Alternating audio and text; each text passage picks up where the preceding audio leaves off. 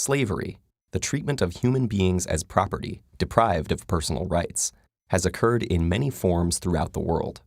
But one institution stands out for both its global scale and its lasting legacy. The Atlantic slave trade, occurring from the late 15th to the mid-19th century and spanning 3 continents, forcibly brought more than 10 million Africans to the Americas. The impact it would leave affected not only these slaves and their descendants, but the economies and histories of large parts of the world. There had been centuries of contact between Europe and Africa via the Mediterranean, but the Atlantic slave trade began in the late 1400s with Portuguese colonies in West Africa and Spanish settlement of the Americas shortly after. The crops grown in the new colonies, sugarcane, tobacco, and cotton, were labor-intensive, and there were not enough settlers or indentured servants to cultivate all the new land. American natives were enslaved, but many died from new diseases, while others effectively resisted.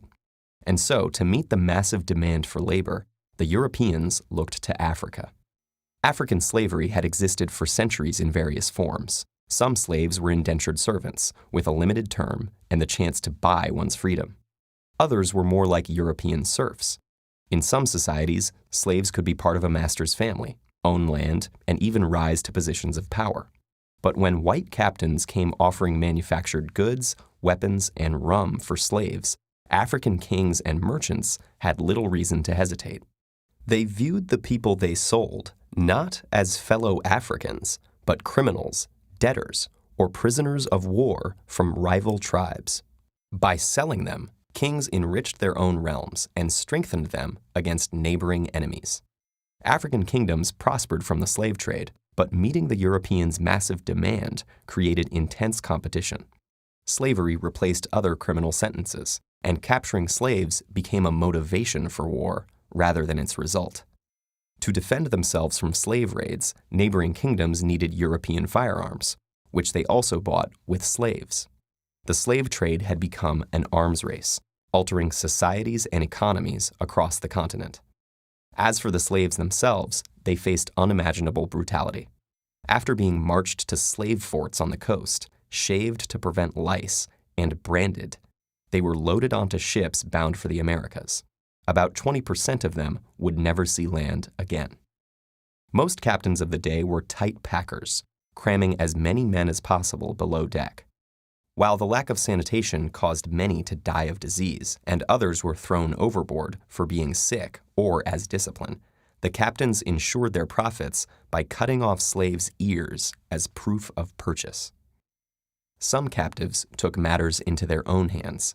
Many inland Africans had never seen whites before and thought them to be cannibals, constantly taking people away and returning for more. Afraid of being eaten, or just to avoid further suffering, they committed suicide or starved themselves, believing that in death their souls would return home. Those who survived were completely dehumanized, treated as mere cargo. Women and children were kept above deck and abused by the crew, while the men were made to perform dances in order to keep them exercised and curb rebellion. What happened to those Africans who reached the New World, and how the legacy of slavery still affects their descendants today, is fairly well known. But what is not often discussed is the effect that the Atlantic slave trade had on Africa's future. Not only did the continent lose tens of millions of its able-bodied population, but because most of the slaves taken were men, the long-term demographic effect was even greater. When the slave trade was finally outlawed in the Americas and Europe, the African kingdoms whose economies it had come to dominate collapsed, leaving them open to conquest and colonization. And the increased competition and influx of European weapons fueled warfare and instability that continues to this day. The Atlantic slave trade also contributed to the development of racist ideology.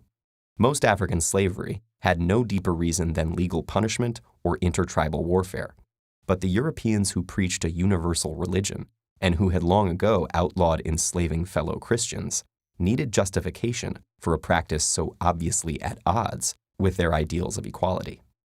So they claimed that Africans were biologically inferior and destined to be slaves, making great efforts to justify this theory. Thus, slavery in Europe and the Americas acquired a racial basis, making it impossible for slaves and their future descendants to attain equal status in society. In all of these ways, the Atlantic slave trade was an injustice on a massive scale, whose impact has continued long after its abolition.